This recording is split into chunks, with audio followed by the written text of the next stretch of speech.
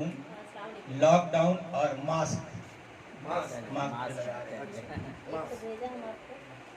पहले लॉकडाउन में कोरोना के जानलेवा हमले के शोर ने पूरी इंसानियत को हिलाकर रख दिया था।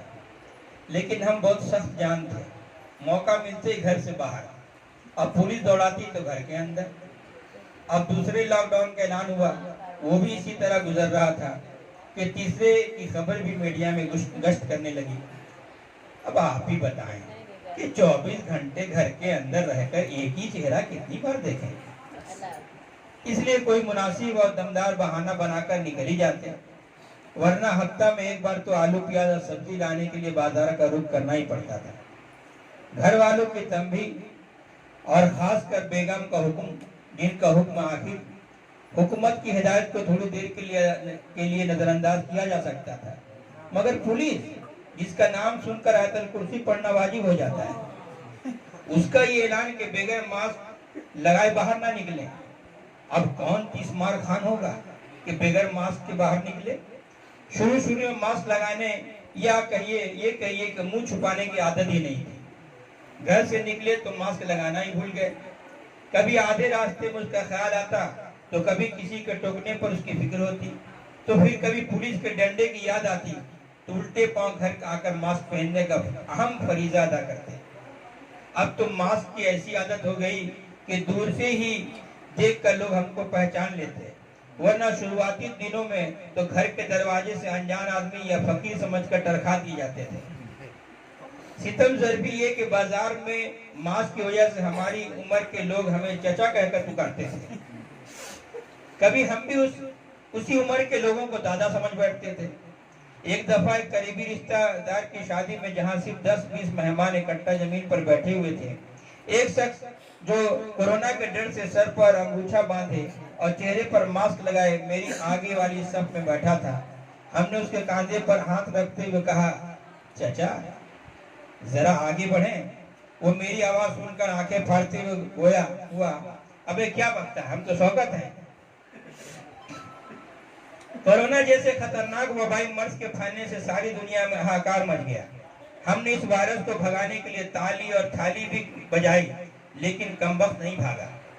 फिर एक दिन पूरे घर को तारीकियों में धकेल कर बाहर रोशनी कर दी, ताकि अगर घर में छुपा हो तो जल्दी से 9-2-11 हो जाए। मगर ये कमबख्त ऐसा सख्त जान न खत्म हुआ ना ही भागा, बल्कि हमें ही इधर उधर भगाने, छुपाने और अल्लाह मियां से मिलाने पर तुला हुआ था। न दुआएं काम आ रही थी, न कोई टोटका, और न किसी दवा का असर हो रहा था। उस पर ये नारा कि कोरोना को भगाना है, कोरोना को हराना है, डॉक्टरों हकीमों ने इस मर्ज के आगे हथियार डाल दिए। अमेरिका जैसे सुपर पावर का पसीना छूट रहा था, इटली सहमा हुआ था, चीन कांप रहा था, स्पेन हाँफ रहा था। मेडिकल अफसर ने उससे बचने की एक ही तरकीब बताई कि लोग अपने अपने चेहरों पर मास्क लगाएं और एक दूसरे से दूरी बनाए रखें। अब तो मौत के डर से नाक मुंह छुपाने के लिए लोग मास्क की खरीदारी में एकदम दिलोजान से जुड़ गए। बाजारों में मास्क हॉट केक की तरह फरोख्त होने लगे थे। फल और सब्जी फरोश भी अपनी अपनी दुकानों में मास्क सजाकर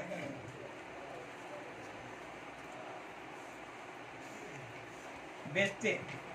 लोग ऐसे खरीद रहे थे कि जैसे ईद और बकरीद में कपड़े की खरीदारी की जाती है। हैरत हुई कि एक लेडीज कॉर्नर में चोटी, काजल, क्रीम, फेस पाउडर, लिपस्टिक और फेस वॉश की जगह टिकली और मोती से जड़े हुए मास्क सजे थे। हमने उसके मालिक से पूछा, ये क्या माजरा है? उसने मायूसी वाले अंदाज में जवाब दिया, खातिन को मुंह ही ढाकना है तो ये सब कौन खरीदेगा? इस बीमारी ने तो हमारा बेड़ा ही गर्क कर दिया। ज्यादातर दुकानों में काले, पीले, नीले मास्क गर्दन कटी मुर्गी की तरह झूल रहे थे। दुकानदार की भी चांदी थी, थोड़े से वक्त में ज्यादा आमदनी हो जाती थी। फिर रोज रोज पुलिस माइकिंग करती कि मास्क लगा कर निकलें वरना जुर्माना लिया जाएगा।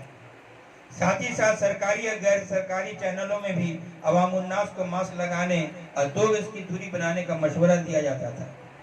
किसी रोज बेगर मास्क लगाए खांसना और छींकना खुद को मुसीबत में डालना था। किसी के रूबरू बेगर मास्क लगाए खांसना और छींकना खुद को मुसीबत में डालना था। और अगर गैर दानिस्ता तौर पर यह अमल हो जाता تو لوگ ہمارے پاس اچھل کر 4 فٹ پیچھے کی طرف ہٹ جاتے ہیں. ہم بھی ان کو تیکھی نظروں سے دیکھ کر اور خون کا گھونٹ پی کر رہ جاتے ہیں. اب رومال اور انگوچھا سے کام چلنے والا نہیں تھا، ورنہ زیادہ تر مزدور طبقے اپنے رنگ برنگ کے انگوچھے سے اس طرح سر اور منہ کو باندھے ہوئے گھومتے پھرتے دکھائی دیتے جیسے ڈاکوؤں کی ٹولی شہر میں آ گئی ہے. ماسک کی خریداری اتنی ضروری ہو گئی تھی جتنی خلدینی اشیاء کی خریداری. ایک دن انہوں نے کہا اب بنا ماسک کی ادھر ادھر جانا جان کو جوخم میں ڈالنا ہے، اس لیے درجن بھر ماسک خرید لے آئے.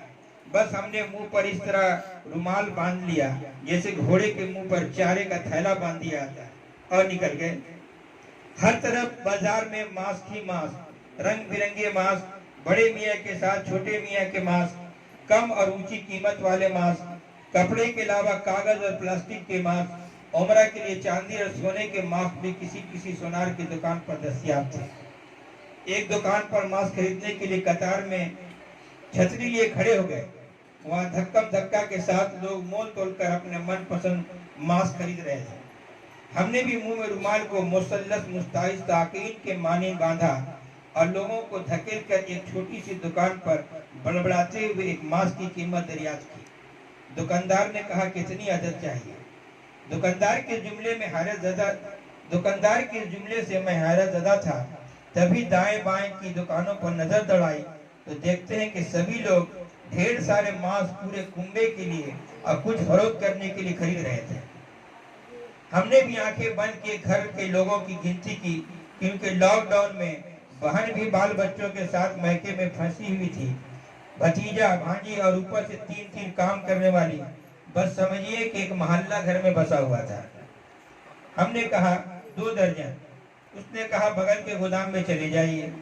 باپ رے، ایسا لگ رہا تھا کہ دکاندار کو شہر کی پوری آبادی کی جانکاری تھی. ماسک گوڈاؤن میں بھرا پڑا تھا.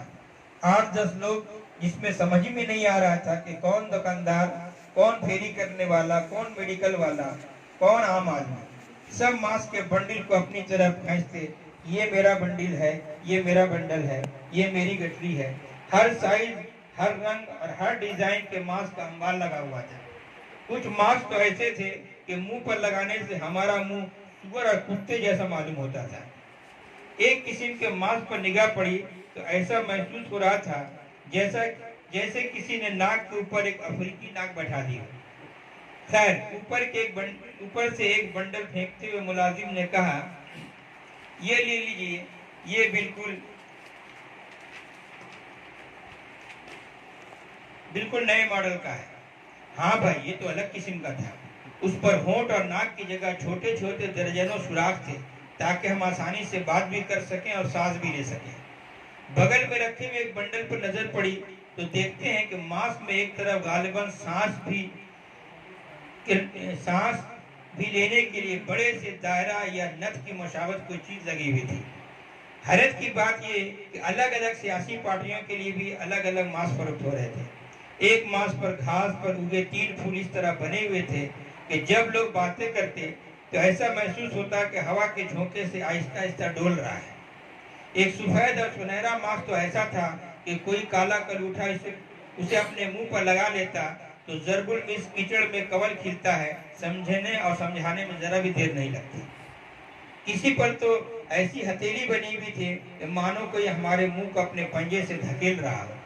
ایک نیلے ماسک پر ہونٹ کی جگہ مچھلی بنی ہوئی تھی. جسے پہن کر باتیں کریں تو معلوم ہوگا کہ اب مچھلی منہ کے اندر چلی جائے گی.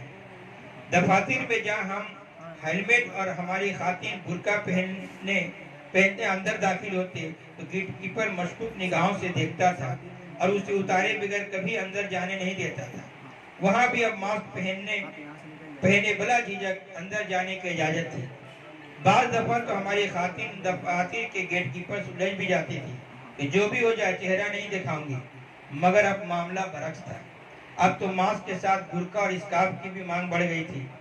ماسک کے اندھا دھند فروخت کے مد نظر گھروں میں بھی ماسک کی تیاری شروع ہو گئی. اب کیا بتائیں، گھروں میں تو عورتیں لنگی، چادر، انگوچھا، شال، دوپٹہ اور پردے کو کاٹ چھانٹ کر ماسک بنا کر چھوٹے بڑے سب کے منہ میں باندھ دیتی. مارے ڈر کے گھر کے بکریوں کو بھی بورے سے بنے ہوئے ماسک پہنا دیے گئے. क्योंकि ये भी बातें हवाएं में गश्त कर रही थी कि जानवरों से भी कोरोना फैल रहा है। हमने तो घर के मुर्गे और मुर्गियों पर अल्लाह अकबरी पर डाले। खैर, बहुत सारे पड़ोसी और रिश्तेदार भी बाजार में मास्क के लिए खाक छान रहे थे, क्योंकि चंद घंटों में मास्क का कहर पड़ गया था। हम तो इस तरह जान जोखिम में डालकर 2 के बजाय 3 दर्जन हल्के नीले रंग का मास्क घर ले आए और अब पूरे कुंबे में शीरनी की तरह तकसीम कर रहे हैं। यही नहीं, अब तो मास्क सदका करने का भी सोच रहे हैं। आइए हम और आप इस कार्य में शामिल होकर सवाब दरान हासिल करें।